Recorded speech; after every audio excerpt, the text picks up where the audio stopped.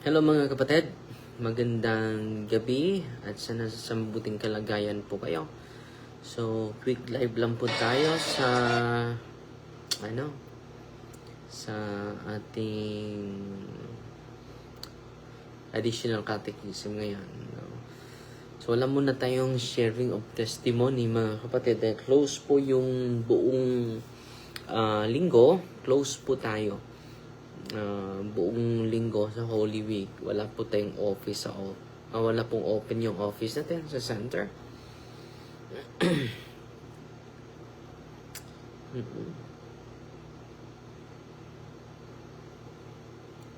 Okay.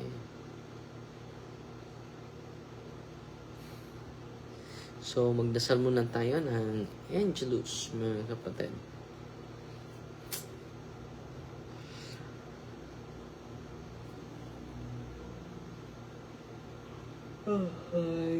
Okay lang ba kayo? Ang sarap na matulog mga kapatid. In the name of the Father, and of the Son, and of the Holy Spirit. Amen. The angel of the Lord declared unto Mary, and she conceived with the power of the Holy Spirit. Hail Mary, full of grace, the Lord is with you. Blessed are you among women, and blessed is your fruit of the womb, Jesus. Holy Mary, Mother of God, pray for us sinners, now and the hour of death. Amen. Behold, the handmaid of the Lord, be it done to me according to your word. Hail Mary, full of grace, the Lord is with you. Blessed are you among women, and blessed is the fruit of the womb, Jesus. Holy Mary, Mother of God, pray for us sinners, now at the hour of our death. Amen. And the Word was made flesh and dwelt among us. Hail Mary, full of grace, the Lord is with you. Blessed are you among women, and blessed is the fruit of the womb, Jesus. Holy Mary, Mother of God, pray for us sinners, now and the hour of our death. Amen. Pray for us, O Holy Mary, Mother of God, that we may be made of the promises of Christ. Let us pray. Pour forth, we beseech thee, Lord, the grace the hearts that we to whom the incarnation of Christ your Son was made known by the message of an angel, may by his passion and cross be brought to the glory of his resurrection through the same Christ our Lord. Amen. In the name of the Father, and of the Son, and of the Holy Spirit. Amen. So ngayon, pag-usapan natin itong what's the meaning and symbolism of the Paschal Candle. Okay? Kita natin yung mga mga design, di ba? So, ito po yung Paschal Candle, no? Ito po, pakita ko sa inyo. Ito po. Kita nyo yan? Yan po yung Paschal Candle. Malayo lang kayo, so hindi nyo makita yung mga marka. So, may ano bang kaulugan sa cross? Ano bang kaulugan ng mga numbers nito? I-discuss natin ito ngayon, ha? What is the meaning and the symbolism of Paschal Candle. So, na-discuss na natin kanina ang ang significance sa blessing of the new fire, mga kapatid, during Easter Vigil. So, dito naman tayo sa Paschal Candle, mga kapatid, ha? Dahil every year po natin itong gagawin. At marami sa atin hindi pa nila alam bakit yung mga symbolism nito, mga kapatid. So, ito po, mga kapatid. The Paschal Candle is the central symbol of the resurrection of Christ. Ito po yung symbol sa muling pagkabuhay ni Kristo, itong Paschal Candle. Light during Easter Vigil, it represents Christ as the light of the world. Ito po talaga yung symbolic representation of Jesus. Who conquers darkness and death. So the candle itself, the large white candle, symbolizes the glorified body of Christ. So ano pala? Yung candle, malaking candle na Si Kristo ang kahayag. Sasagot ka, salamat sa Diyos. Di ba? Yung hinahawakan ng pari, ito po. Ito yung hinahawakan ng pari, no? So yan, mabigat po yan. Yan po yung Paschal Candle. So itong Paschal Candle pala is the symbol of the resurrection of Christ. So the large white candle symbolizes the glorified body of Christ. So dinidiscuss ko na po sa mga hindi pa nakakita sa ating talk, aking homily about the glorified body.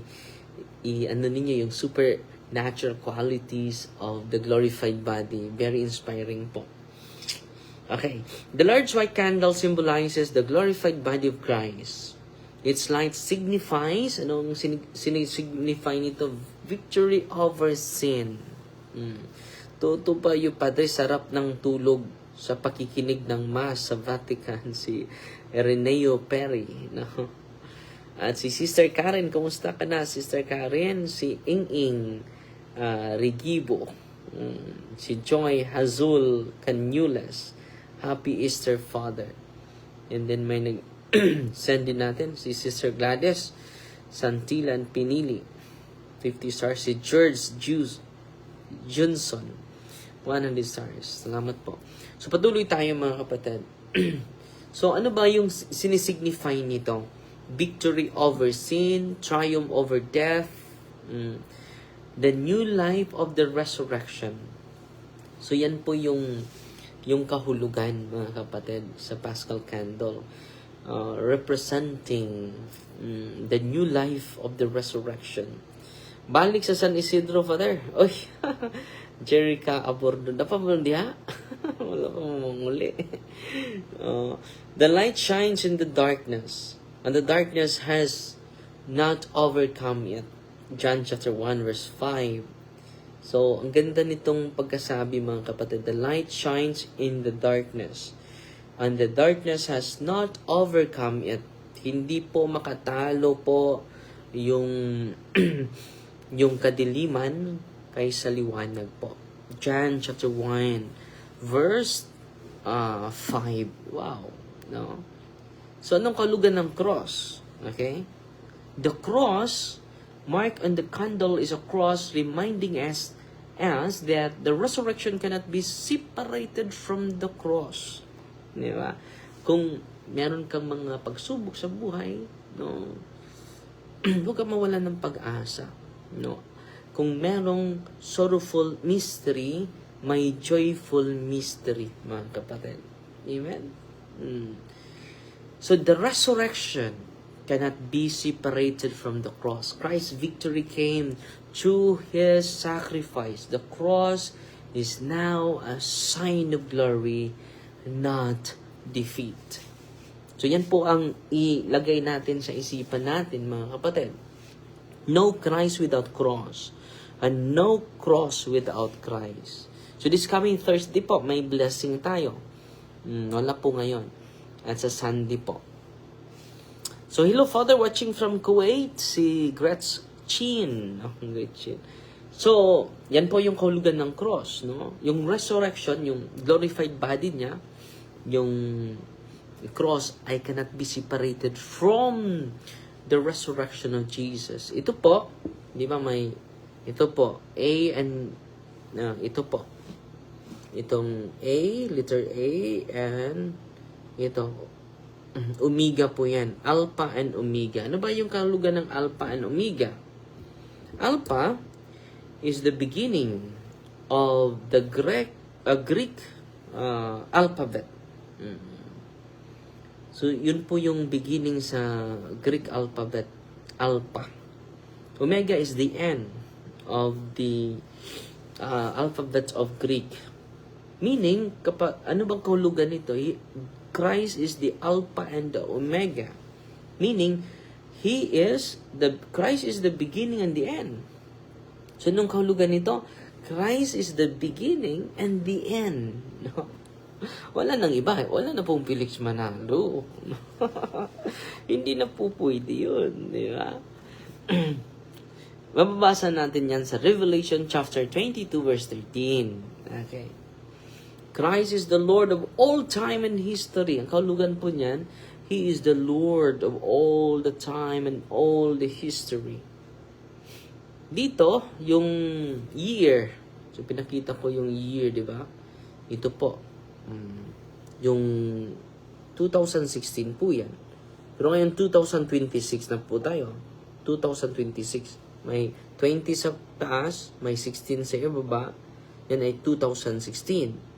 So, ngayon is 2026. Year of the Lord. Okay? So, yung number, the year inscribed, the current year is written on the candle, meaning Christ is not only the Lord of the past. Ang ganda, no? He is not only the Lord of the past. He is the Lord of the present. Ang ganda, no? Ang ganda. So, He is not only the Lord of the past. He is the Lord in the present time. Okay? So, itong 5, ito po.